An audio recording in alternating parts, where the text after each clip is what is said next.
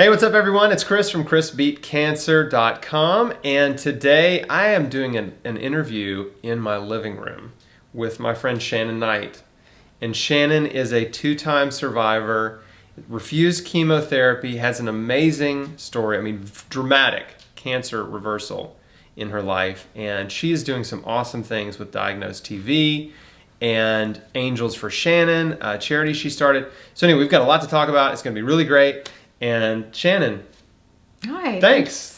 Welcome to my house. In your Christmassy, festive house. It's beautiful. I can show off the tree, my wife's beautiful tree that she decorated. This is a good spot for an interview. Yeah. Can I just say that my wife does not let me help her decorate the tree? I believe it, and I would probably be the same way because I love decorating. Yeah, she's awesome. That's People the pay evil her. side of They us. pay her to decorate their trees. She's that good. Wow, she did Anyway. a beautiful job. All right, let's talk about you. Let's Okay. talk about you. Let's start with your story because we are both cancer survivors. You were diagnosed with breast cancer. Yeah, in 2006, that was the first time. And it was How did that go? shock. Mammogram? No, a lump. I just went in for a normal exam and actually panicked when I felt a lump and went in, and my mother said it was probably a cyst. So then the doctor sounded concerned, and it was the same lump that I had checked out a year ago, and the doctor refused to take it seriously. And when you felt it, how big did it feel? At the Like time, pea it was the size of a pea. And I actually asked the doctor at that time to biopsy it because I was scared. And the reason I was scared is my mom's sister had breast cancer. So I just didn't want it to happen to me. And she was young when she got breast cancer. So he just said, I can't do that. You've got cystic breasts. You look like Swiss cheese. We'd have to biopsy several more suspicious areas. I said, no, this one's different. So I left feeling really embarrassed.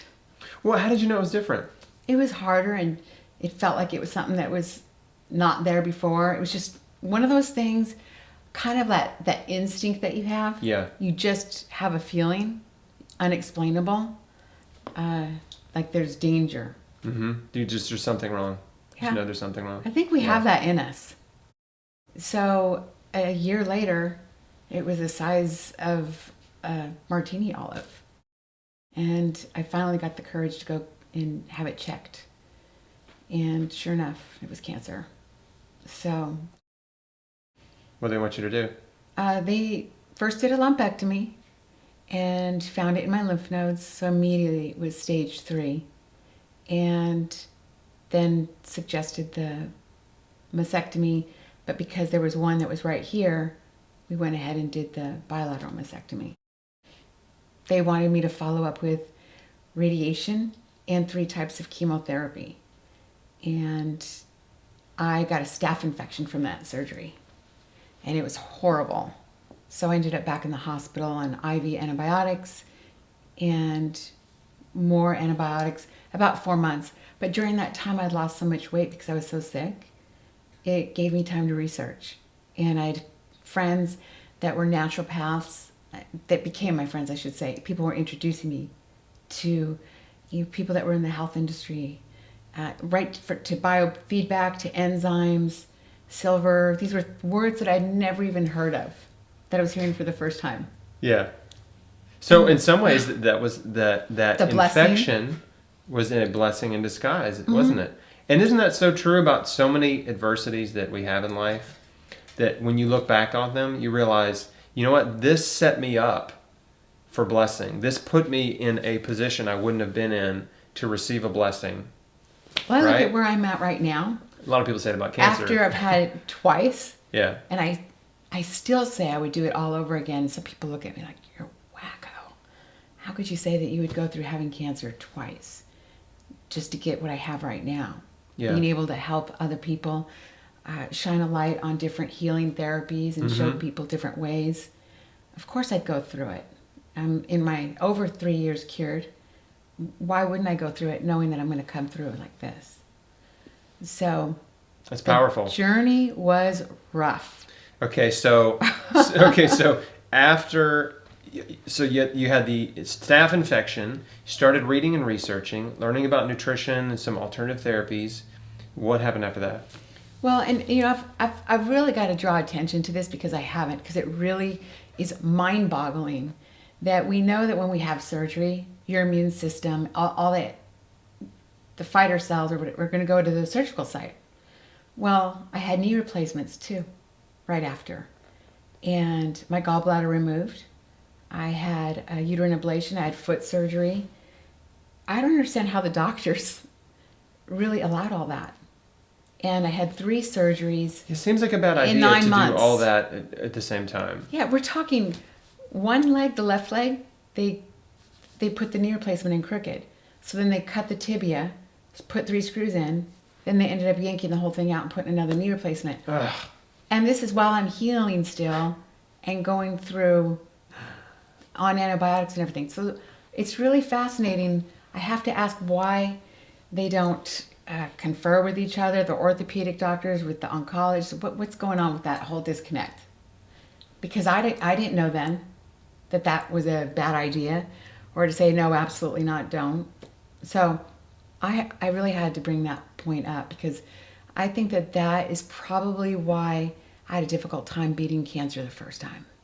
My immune system was just a mess. Yeah, too much. Your body was overloaded with stuff to do. Mm-hmm. Too much repairs, right? Yeah. Not enough resources. Because I could feel, they said it would take a year for my knees to be completely, totally healed. So yeah, that's a with long the time. cancer, Yeah, that's a long time. I broke my toe recently, and it's been 6 weeks since I broke my pinky toe. And it's better. It's still not completely healed. It's still a little tender and sensitive. It just takes a while. it does. Yeah. Yeah. So I forget about that because it's been a long time. That was 2006. Mm-hmm. And I remember laying in bed and all of these positive affirmations taped on my ceiling, even on the ceiling fan blades, because I had to stay in bed. I couldn't walk. I couldn't use my arms to wheel myself with the wheelchair because of the infection here. And then I look back and I go, God, that's just crazy. It should have just been deal with the breast cancer and leave the rest alone. Mm-hmm. So did you have chemotherapy or not? No, I did research and just, I knew that if I was so sick from the antibiotics and they said it was worse than antibiotics, how was I going to handle the chemo? So I went and did some IVC, vitamin C therapies, B17, Laetrile. Yep. I'm familiar with that. I don't know if it was legal then, but I did do it in Arizona. Won't say where. Pretty sure I know. Okay. And I did a vegan diet. Yep. And even some, the hypothermia. Yep. And ozone therapy. And there were some other treatments for detoxing. Did you do ozone IVs or the ozone Not saunas? the first time. Ozone sauna Okay. first time. So then when it came back, the symptoms came back fast. So I went into, remission. And that's what they call it. So, but then I moved to California I was in Seattle and I had a vitamin D deficiency, which I found out later. So that's a huge part, I believe, of why I got breast cancer in the first place. We all know that women are susceptible to, a lot of people are susceptible to getting cancer. But vitamin D is so powerful in the body when you have it. And when you don't, it leaves you vulnerable. Yeah. Yeah. So the cancer came back when? Well, I had the symptoms in 2009. Okay. So it's about 3 years coughing, later. Yeah. And the cough just would not go away. And I had bone pain. And I was working and I would go to the ER thinking I was having a heart attack.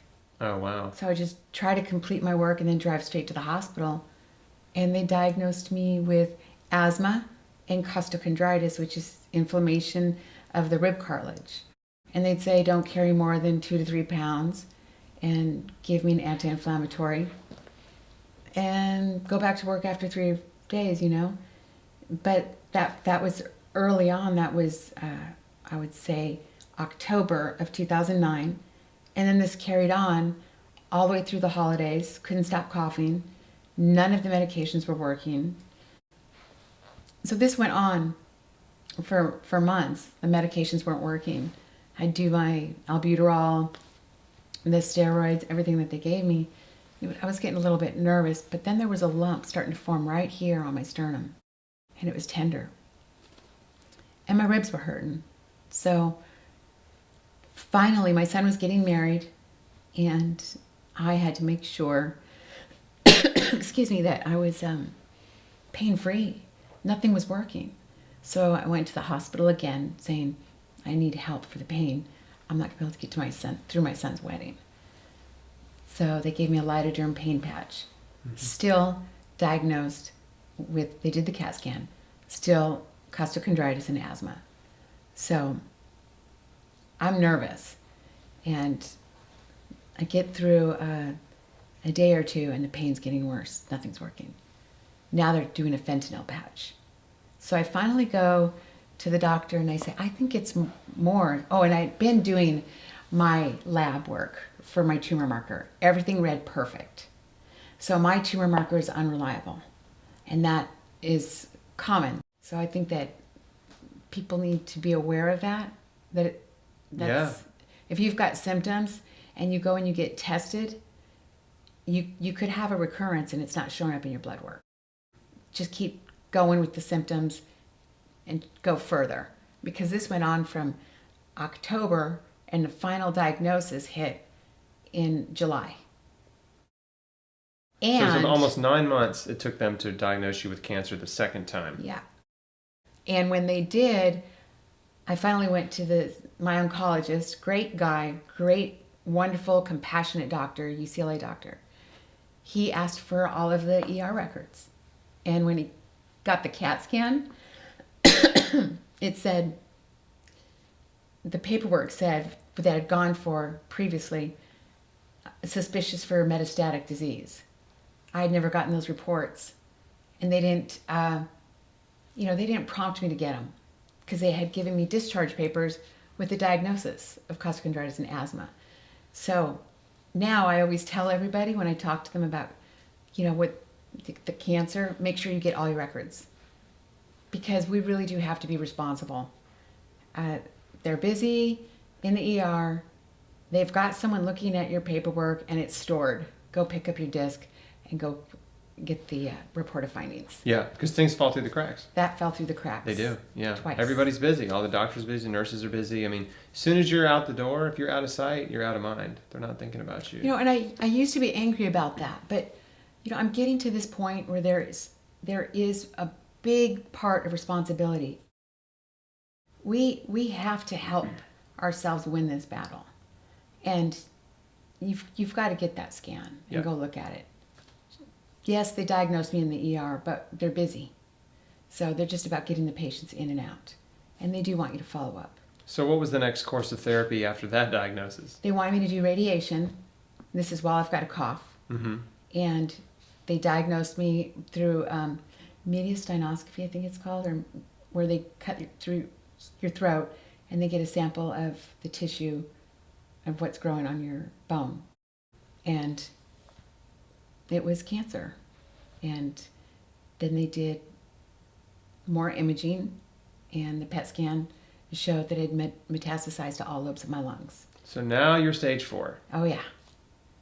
Yeah, that's and not better than stage 3. And it is the doctor worse. said, do not go online. What do you think you're going to do? Yeah. You're going to look. Right. Don't look online. You want to see you might how learn bad something. it is. Oh my gosh. So my world, much like you talked about, was spinning. I didn't see another year of Christmas. I didn't see anything. Well, I've I can't got 2 imagine. kids. I mean, one diagnosis is scary, but I was never re-diagnosed, right? And I can't even imagine what that feels like, to just the overwhelming despair. I can imagine. The success rate was so low. Oh, yeah. It was 2%, I think. To make it with to long mets. It was bad, and he said it was aggressive. Right. 3 so months what they want to you a to year survival, and I wasn't going to do the chemo. No one I knew that did it, all it did was make them miserable, and it didn't really give them much more time. So I decided that I wanted to raise money and get out of the country. Now this is different because I felt under the gun. I mean, I felt like it was a choice. 3 months to a year to live. I mean, that's urgent. I didn't feel like it was about juicing at that time. I didn't feel it was about changing my diet. I felt like it was about finding ways to get things into my bloodstream. The cancer vaccine, the dendritic cell. I started looking for heavy duty stuff. Aggressive therapies, right. That would not destroy my immune system. Yeah, aggressive non-toxic therapies. Yes. And but when did the radiation come in? That was before or still? This is stage 4. Okay. And this was to stop this from growing because he said it was going to eat straight through and paralyze me. Okay, so you said I don't want to do chemo, but they said do radiation. I'll do that you because agreed. I didn't want to be paralyzed, and you know I was engaged. I didn't want that to be his burden. So, and plus all my family's sitting around and friends while we're having this discussion of what's the next step. So we went and saw the radiation oncologist, and he made it even more grim and said, you know, basically like, if you don't do it, you're a fool. So I started doing it. My cough got worse, and the pneumonia set in. He said it wasn't going to hit my lungs. Well, I had a burn the size of a football, and they did it from the back also. There's just no way that what he was telling me was what was going on. So he made it sound like it was only going to pinpoint and target the area, but there was just a blast of red everywhere, and blister and peeling skin. So. And it caused lung damage? It's permanent. It's scar tissue. I mean, I don't know that it's permanent. I'm going to be doing some vital zyme and things that, you know, I've read about and learned about breaking up scar tissue. I'm getting over a cold right now, but whenever I get a cold or something, I have a harder time with my lungs. And it's very frustrating because that never used to be my problem, my lungs. This only happened since the radiation. How many radiation treatments did you get? 22, and I couldn't stop coughing. And they finally said, no, if you can't hold still. And it was a blessing because it just got so much worse after that.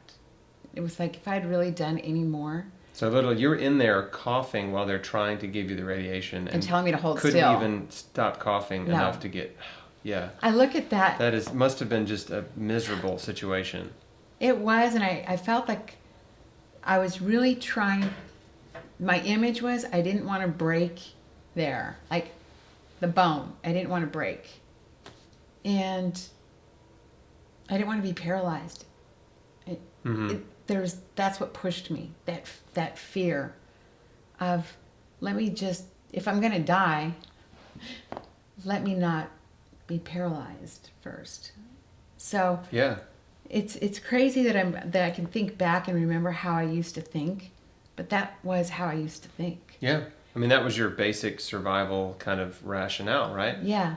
And again, there was no way I could have done chemo, but I wouldn't have. I was sick. Yeah. And I couldn't do it. And being fragile like that all the time, even as a kid, always sick, I think that saved me so many times so that I could do healthier ways of treatment. So that's how Angels for Shannon started. You were at that point you lost a lot of weight, right? And you were basically too thin to do chemo or whatever. I can't even imagine. Yeah. That would have been, I'd lost a lot of weight. Yeah, you'd probably be times. Dead. Yeah. Yeah. We just know what that does. So what happened after the radiation? So you stop radiation, right? And you're looking for, like, what can I do?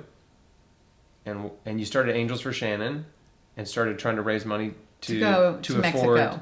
Alternative treatments in Mexico. Aggressive treatments for cancer talk in Mexico. About that. And my girlfriends all live in Washington, and they supported that and wanted to help me get the treatment that I wanted. They believed in I had the support I needed. Yeah, that's so huge. That's such a huge blessing. They raised most of the money in Washington while I was in California, just in one fundraiser. So we raised enough money to get me to Mexico, and I won't say the name of the place, and the hospitals changed the name is different. But I believe in this place, and I believe in a lot of other places out there. Mm-hmm. There are so many places in Mexico that are doing wonderful. I mean, it's fascinating. Can you talk about some of the therapies you did? Yeah. For anybody that's interested. And they can find them. Yeah. You just have to research. One of them was discovered out here, and they're still having success with all of the trial studies, and that's the dendritic cell cancer vaccine. Mm-hmm. And the dendritic cell therapy, Mm-hmm. ozone therapy, the IVs, B17, Yep. Vitamin C. Then there's the hypothermia, creating the temperature, because our immune system doesn't kick in to fight like that with the fever. Yep. That's fascinating. Yeah. When you have a fever, if anybody doesn't understand what she's talking about, when you have a fever, your immune system kicks it into high gear. And there's a healing response that happens when you're sick and you have a fever, and hyperthermia induces a fever state in the body. Yeah, there's one doctor, I'm going to give you layman's terms, that's doing it externally.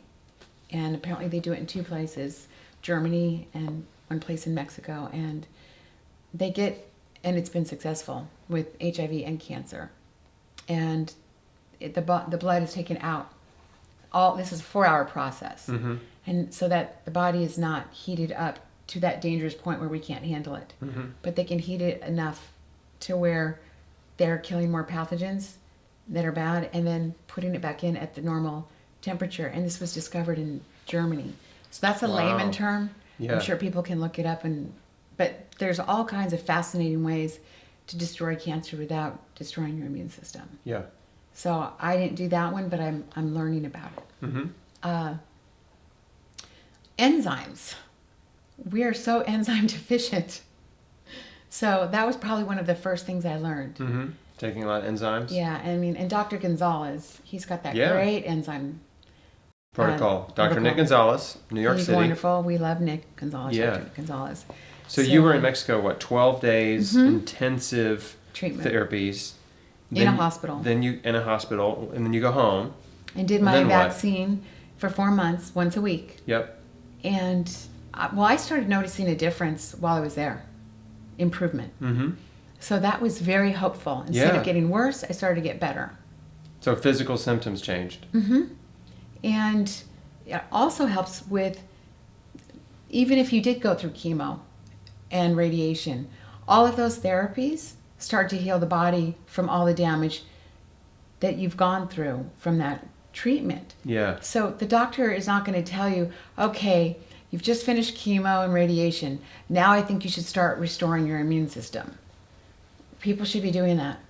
Right. Yeah. It's been through a lot. Yeah. A burn is a burn. And hyperbaric chamber is very good for burns. And that was one of my therapies. Hyperbaric oxygen. Mm-hmm. Yeah. I always wanted to do hyperbaric, and I was like so broke. Like I just couldn't afford it. It was like, I want to do it. You know, fortunately I made it through okay without it. Yeah. But yeah, I totally, there's a hospital that has one, and I knew I could do it, but it was like, I don't know, a couple $100 a pop or something. And I was like, I'm out of cash, you know. And they do say there's the ones that are, it has to be glass. The material of the hyperbaric chamber is really important. I know there's some out there that you can buy that are portable in your home. So I always make sure to tell people to check it out, make sure it's the right one.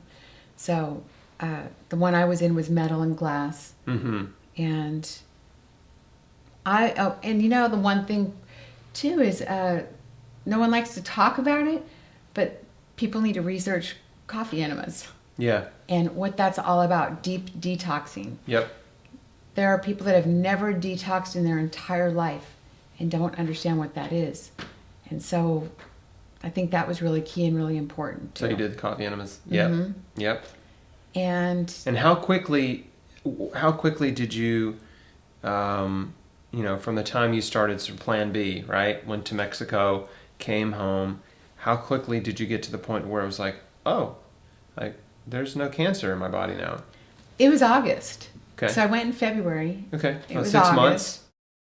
And it was confirmed in October with a PET scan. Awesome. And the doctor was blown away. He said, I'm sure. It's nothing short of a miracle.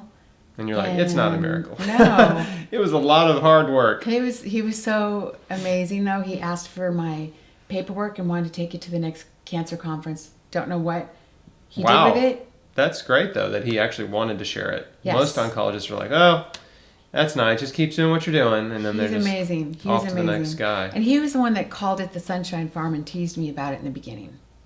That called the clinic the Sunshine Farm? Whatever I was doing, he called it the Sunshine Farm.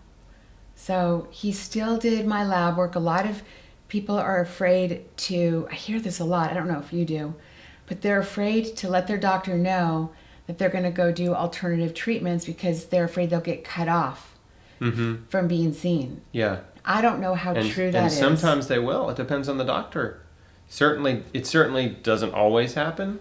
But, what I tell people is, if you want to be honest and tell your doctor what you're doing, that's fine. If they don't like it, then you just need to find a new doctor that will support you. Because sometimes doctors take it really personally when you are saying no thank you to their recommendation, right? It's an ego thing, right? It hurts their pride. So you're basically telling them, I don't like your advice. I'm going to do something else. And it can really sour the relationship. Yeah. So, but again, that's fine. Just you find another doctor, meet with them on your terms. This is what I'm doing. Will you support me? Can you do my blood work, my scans? Start on neutral territory. Yeah, my doctor was so supportive. And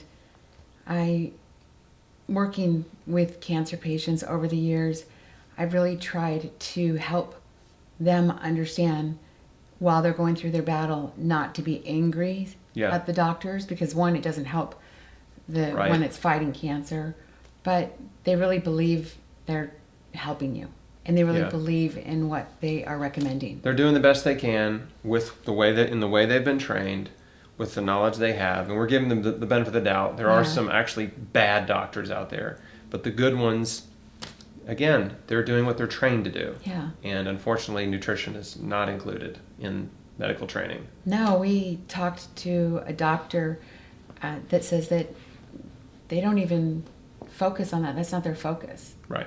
Is talking to the patient and telling them how to heal their body with anything nutritional. It's just about medicine and treatment. Right. Can we talk about what was going on in your life, in your personal life, that you think contributed to cancer? Yeah, the first time, both times were emotional. So the first time was I had a boyfriend, and I think, it goes further back, actually. I moved to Washington State, and I had a very difficult time. I was a victim of a crime and had to change my name. Now, this is what's really ironic. They say that women get breast cancer, you can sometimes count back 5 years. Okay, I found that lump the first time in 2005. I moved there in 2000 because the stalker, I was a stalking victim. Wow. And there was a lot more to it. I was actually attacked by him and had everything changed. Social Security number, name, and relocated. And that was hard on me to leave my family.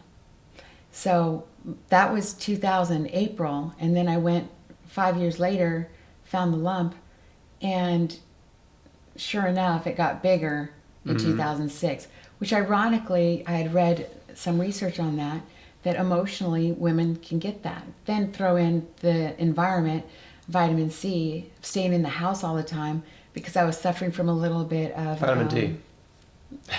Yeah, vitamin D, I'm sorry. Suffering a little bit from not being comfortable outside. Being afraid, fearful. Mild agoraphobia. Yeah. Just that comfort zone of staying inside all the time. And this is very lack common. of vitamin D. I want to concur with you here. What your experience is very common. I hear it a lot too.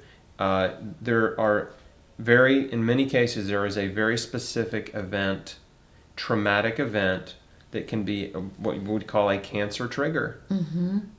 And, I've talked to so many people, and it is a real thing. Sometimes it can be, and I don't mean to put this on a low end of a scale, but it can be divorce. Oh, absolutely. That's a big deal. That's huge. Oh, it could, listen, it's heartbreaking. I've heard it could be a pet dying, which sounds a little bit silly, but the loss of a loved one, including a pet, can be a major traumatic, event. Yeah. You know, of course, divorce, of course, death of a friend or family member, of course, being attacked, being in an abusive relationship. Yeah, all the above. Losing a job or a career or your home, you know, yes. And you know that the emotional part of that, I remember all the time if I heard my name, which is Jennifer, and it's my middle name. I don't mind. It's coming out anyway now. So my heart would race, and I'd go like this.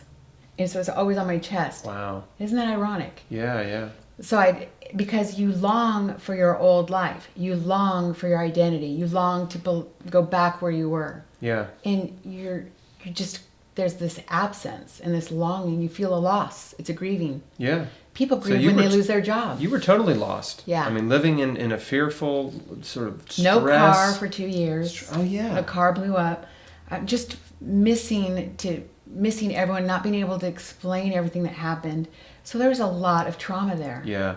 Major. So it was a perfect setup for no sunshine, vitamin D deficiency, no emotional support, no family. I'm sure the diet was typical standard American diet, unhealthy absolutely. diet. Absolutely. Yeah, it's the perfect storm. Yeah. It is. So Wow. knowing that and learning, you know, along the way. So I Yep. finally came home when it was safe, 2009. So I don't think I was ready yet. Yeah.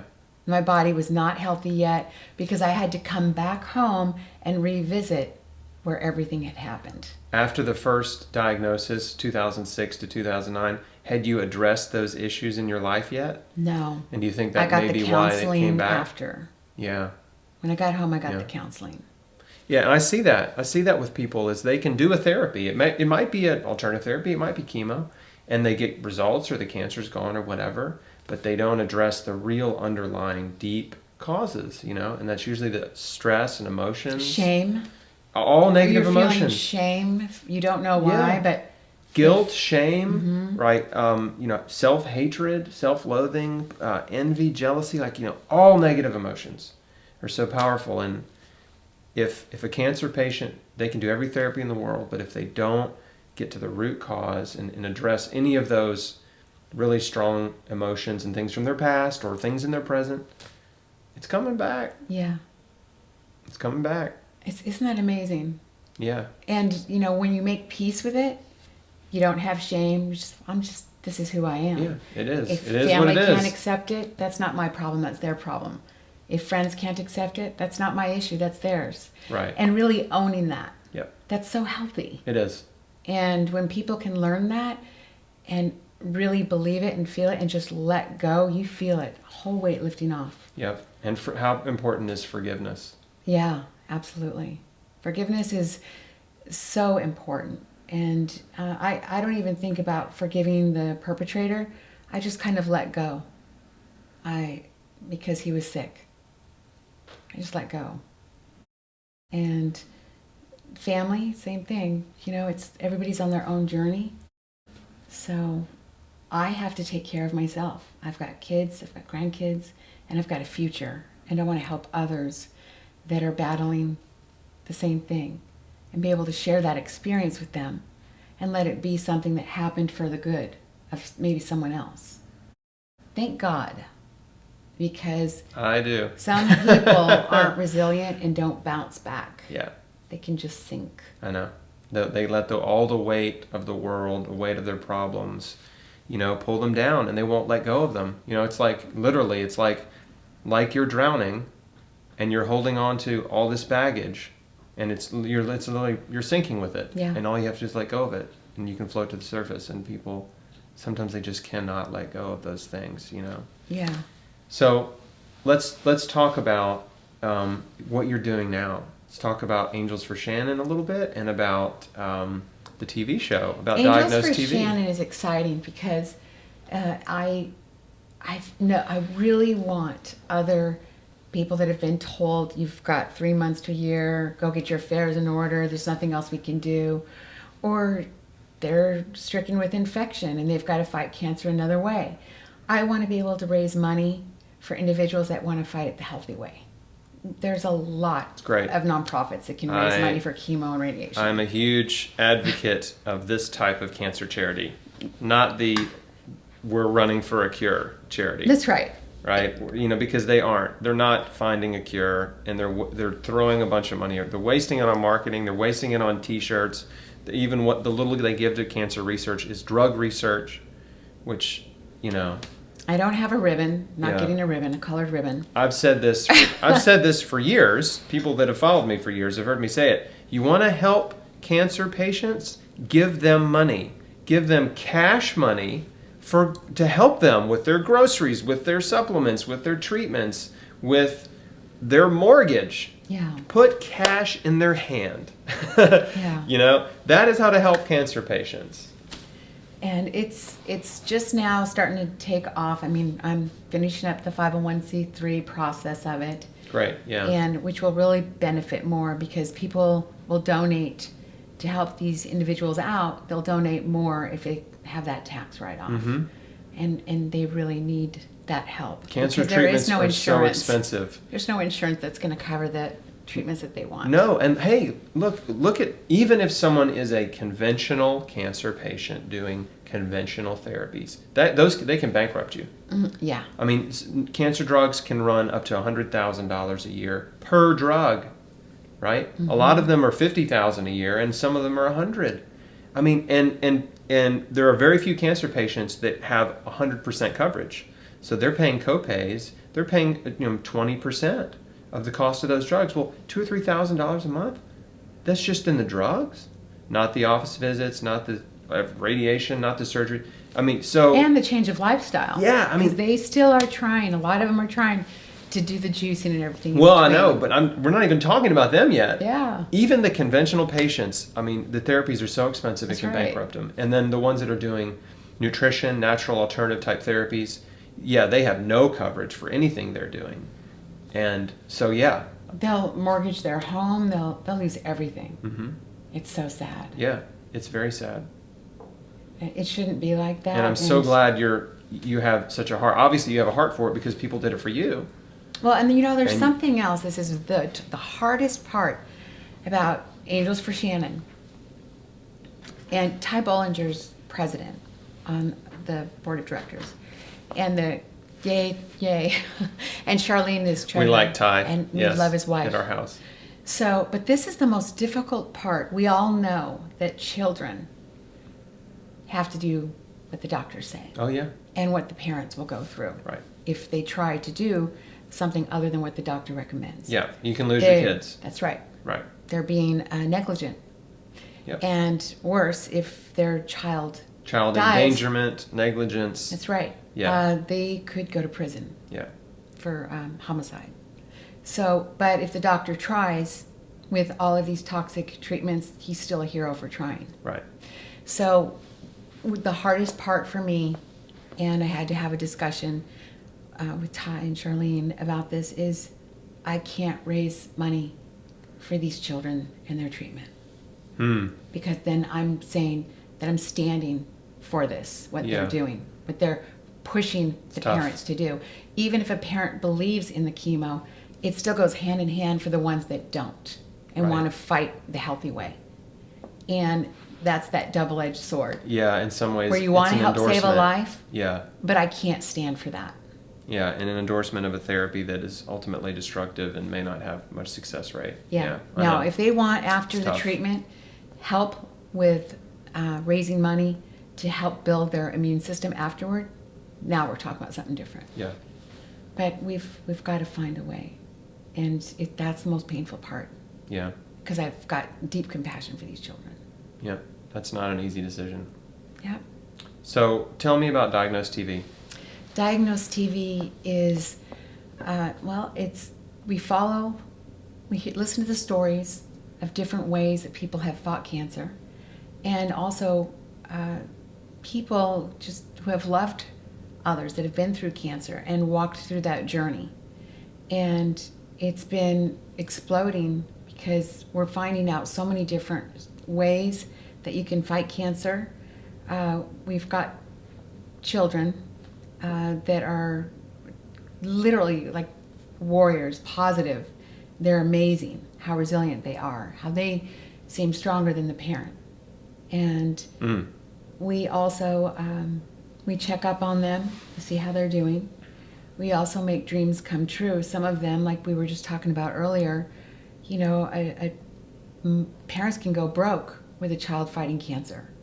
So some of these kids don't have much time, and we help make dreams come true for them through donations. That's great. I love it. Seeing snow for the first time, throwing a princess party, huge princess party. Well, and that's why you're here. So I'll tell this part of the story, but you're traveling around the country doing these interviews, Yes. right? For Diagnosed TV. It's been great. And she reached out to me. She was in Nashville and was like, hey, we're going through Memphis. And this was like basically yesterday, right? Yeah. Can we come in and interview? I'm like, well, I guess I guess I don't have anything major going on tomorrow.